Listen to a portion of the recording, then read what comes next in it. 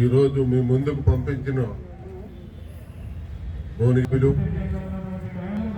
అన్నగారు కుమ్మం అనిల్ కుమార్ రెడ్డి గారికి, మరియు మా అన్నగారు అలాగే విద్యాసాగర్ రెడ్డి గారికి, తర్వాత మా కుమ్మం ఫ్యామిలీకి, తర్వాత మన వెలుగొండ కార్యకర్తలకు కానీ, సీనియర్ నాయకులకు కానీ, అన్ని పార్టీ నాయకులు కూడా నాకు అందరూ సహకరించారు. ఒక్కరని కాదు, టీఆర్ఎస్ సహకరించారు, బీజేపీ సహకరించింది, సిపిఎం సహకరించింది, కాంగ్రెస్ పార్టీ సహకరించింది, అందరూ సహకరి ఈరోజు మీ ముందుకు సర్పంచ్గా ఎన్నుకోబడి వెలుగొండ ప్రజలకు సేవ చేసే భాగ్యం కల్పించిన మీ అందరికీ మరొకసారి ధన్యవాదాలు తెలుపుకుంటూ, ఇంకో విషయం చెప్పాలి.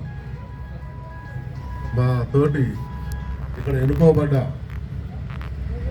వార్డు మెంబర్ మీరు ఈరోజే ఇంత లేట్ వస్తే ముందు ముందు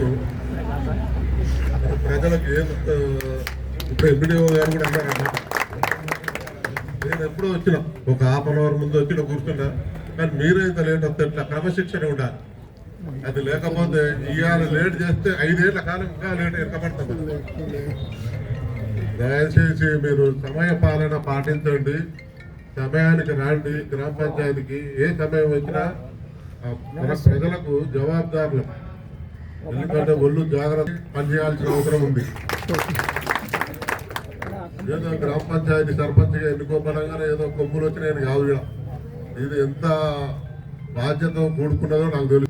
భయం భక్తులతోటి ప్రతి ఒక్కరు సలహా ఇస్తున్నారు, నువ్వు ఇలా చేయి, అలా చేయి, అది వాళ్ళందరి మాట వింటూ కూడా మన యొక్క మంచి కోసం వాళ్ళు చెప్తున్నారని నాకు తెలుసు.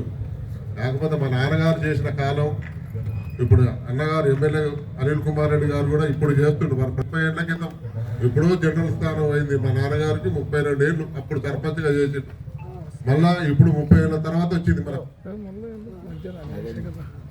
జనరల్. ఇప్పుడు రావడం భావిస్తూ వద్దన్నా కూడా బాగానే మన పబ్లిక్ అంతా, మా ప్రియాపులుసులు, మా బామ్సు, మా తమ్ముళ్ళే కావచ్చు, మా మామలే కావచ్చు, అన్నదమ్ములే కావచ్చు, అక్క చెల్లెలు కావచ్చు, వాళ్ళు ఎంతమంది వేధించి నన్ను ఈ స్థానాన్ని తీసుకొచ్చినట్టు వాళ్ళకు నేను ఎంత ధన్యవాదాలు జరుపుకోవాలి.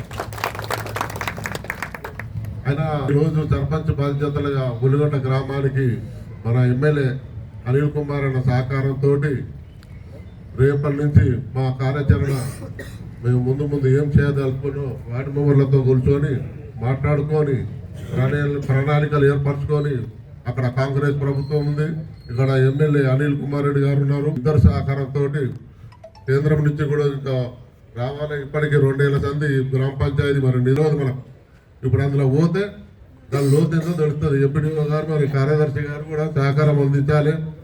మరి అందులో ఉన్న లోతు మరి అందులో ఎంత బడ్జెట్ ఎంత ఉందో ఏం కాదో ఏదో ఇక్కడ వాగ్దానాలు చేసి వచ్చినాం. ప్రతి వార్డు మెంబర్లు ఇప్పుడు ఆశపడిన ఇల్లు కూడా నా ఏరియాలో డ్రైవర్ మొన్న తిరుగుతుంటే కూడా తెలిసింది.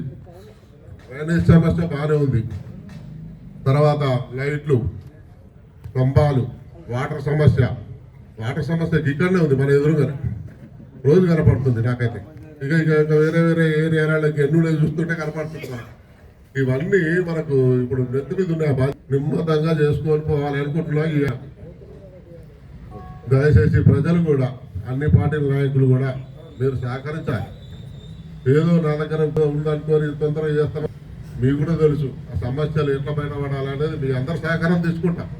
సీనియర్ నాయకులు కూడా పప్పు సురేందర్ గారు ఇదివరకు కూడా గ్రామ పంచాయతీలో అనుభవజ్ఞులు వాళ్ళు ఉప సర్పంచ్గా చేసిండ్రు. ఇక్కడ వారి సహకారం, తర్వాత ఇంకా మిగతా బొద్దలింగ గారు, పోల లలిత గారు, వారు మాజీ సర్పంచ్, మరి అంతకుముందు ఉపేంద్ర బోస్ గారు, వారందరూ ఒక అనుభవాలు ఉన్నాయి. పల్సర్ రమేష్ గారు కూడా మాజీ సర్పంచే. నేను ఎందుకంటే ఎవరిని ఇబ్బంది పెట్టే స్థలాలు కూడా తీసుకుందాం, కానీ ఇక్కడ మీద రాయి చేయకండి. చేస్తప్పుడు నిమ్మలంగా చేసుకొని పోనీయండి, ప్రతిదానికి అడ్డుపులు వేయకండి. దయచేసి వెలుగొండ గ్రామ అభివృద్ధిలో మీరందరూ కూడా భాగస్వామ్యం కాండి. కానీ ఒక్క సర్పంచ్ అంటే ఒక్కరితో కాదు, మీ అందరితో అవుతుంది. వార్డు మెంబర్ ఈడ మా అల్లుడు ఒకడు ఉన్నాడు, అక్కడ ఏమంటాడు 10 మంది సర్పంచులు అంటాడు. 10 మంది సర్పంచులు ఏం లేదు, అందరు సర్పంచులే. గుర్తు పెట్టుకో, నువ్వు అందరు సర్పంచులే, ఇక్కడ ఉన్న వాళ్ళందరూ సర్పంచులే. కాకపోతే డెవలప్మెంట్ చేస్తే అందరు మరి కోఆపరేషన్ చేయండి. ఇంకొక విషయం లాస్ట్ చివరిగా ఎవరైనా మాట్లాడేది ఉందా? ఎవరైనా ప్రముఖులల్లా కానీ వార్డు మెంబర్లు కానీ ఎవరైనా మాట్లాడితే ముందుకు రాండి. ఓకే,